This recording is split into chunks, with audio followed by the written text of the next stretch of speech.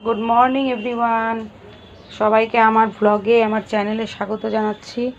সকাল সকাল উঠে আমার এই যে পুজো হয়ে গেছে। আজকে ঘরটা আমি একটু দেরি করে বসাবো বিকেলের দিকে, কেন একটু টিচার্স ডেতে বাচ্চাদের স্কুলে যাব, তার একটু তাড়া আছে।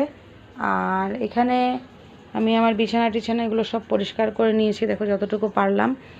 তো এখন বাজে ঘড়িতে 9:15। আমি একটু ঘড়িটা ফাস্ট করে রেখেছি।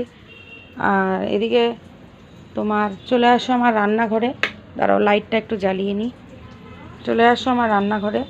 এই যে এখানে হচ্ছে সিদ্ধ ভাত প্রেসারে করেছি, আর একটু বেগুন ভাজা ঘি দিয়ে আমরা খেয়ে দিয়ে বেরিয়ে যাব স্কুলের জন্য। বেগুন ভাজাগুলো মানে পুড়েই গেল। এটা আমার সকালের রান্না বান্না। তো কালকে তো আমার হাজব্যান্ডের জন্মদিন ছিল, তো সেই উপলক্ষে কিছু ভিডিও আপলোড করেছি, ওগুলো পরে পোস্ট করব।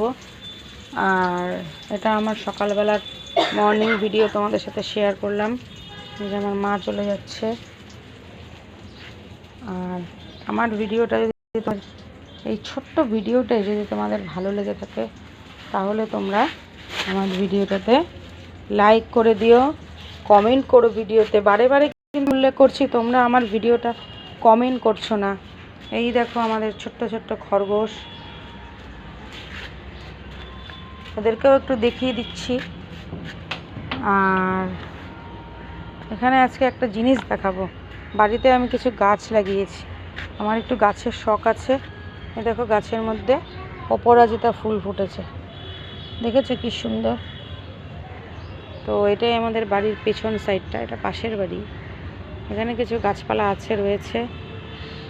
আগে যখন আমার ঠাকুরদারা থাকতো তখনকার সময় অনেক সবজি ক্ষেত ছিল, বাড়িটা অনেক বড় ছিল। এখন ক্রমে ক্রমে বাড়িটা ছোট হয়ে গেছে।